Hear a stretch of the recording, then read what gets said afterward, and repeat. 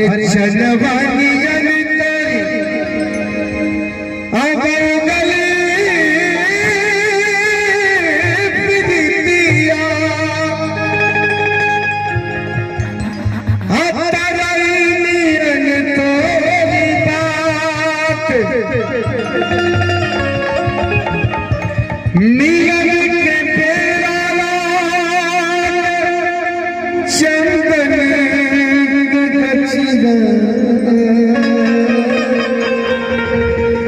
अजरिया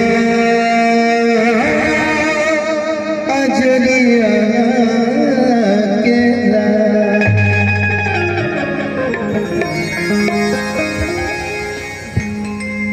आप सबके जानल पहचानल दू लाइन गा देते हैं। पंकज बाबू भोजपुरी की बड़ी सेवा करीला, हमार बड़ी सम्मान करीला और इनकर देवी गीत और लोकगीत लिखल बड़ी गौले बानी हम आ हिट बा जौना बने आहो मैया इनकर लिखल बड़ी गीत बा, लेकिन अभी राही के गावत है कि काहे खिसियाइल हो बारू। जैसे चलिए संजीव भैया कलान के हिनमा के बुलावा गोपाल जी जाते हैं।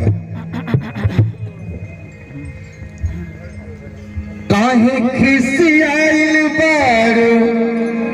अब जान ले बुका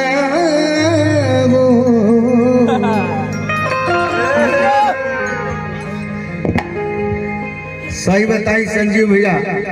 2 साल पहले हमसे भेटाइल पूरा लॉकडाउन भेटाइले नहीं यादा कादा कहीं अगर गानो गौली है तो निर्गुणे गौली है भजन गौली है रवि रंजन 2-2.5 साल पहले भेटाइल हमारे सना हमारा पूरा टीम से अलग रहा है एकर बल्कि रोज प्रोग्राम रहा था।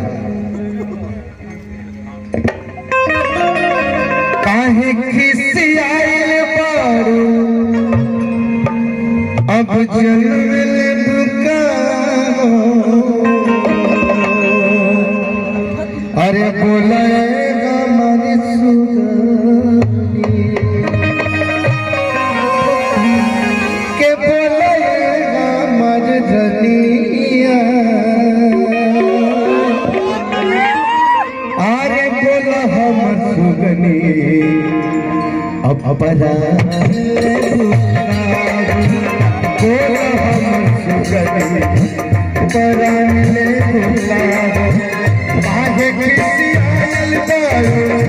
जान ले बुकाओ, काहे खिसियाइल बारू जान ले बुकाओ, बोला हम सुगनी परान ले बुलाओ, बोला हम सुगनी परान ले बुकाओ।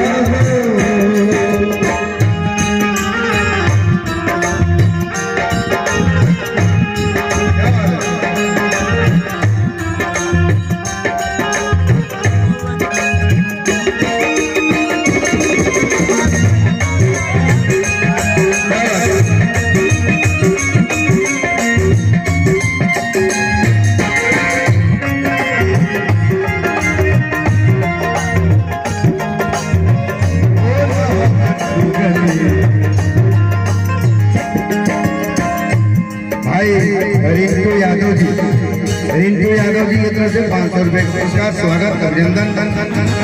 और आशीष बाबू बहुत ही दमदार कलाकार, आपके तरफ से ढेर सारा पुरस्कार, स्वागत बा। बाकी आगे झुमका झुलनी चूड़ी हार बनवाली ऊपरा से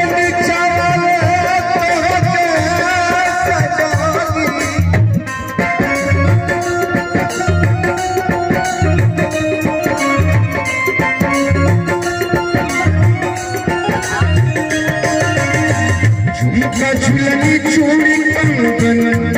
अरे हार बनवाली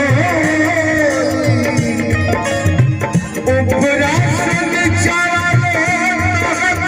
सजारी सोनरा के सगर अब दुकान ले बुकाओ, सोनरा के सगर दुकान ले बुकाओ, तनी बोलना बोलाना ए रानी बोलाना सुतल बारू साँझ से चदरिया ही तानी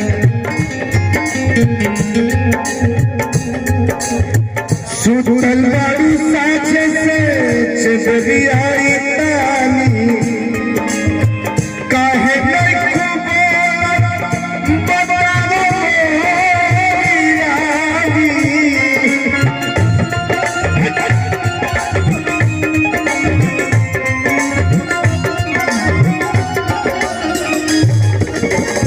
सुतल बारू साँझ से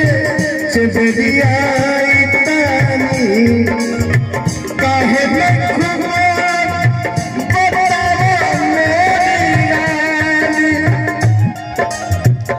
हमसे बदलला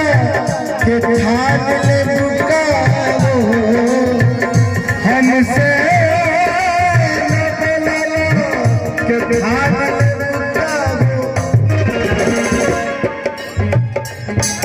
बोला सुगनी बोला सुगनी हमसे बदलला के ठान ले कोनो मर्द अपना मेहरारू के भी इतना मानत होके जानत होके इतना मनावतो होके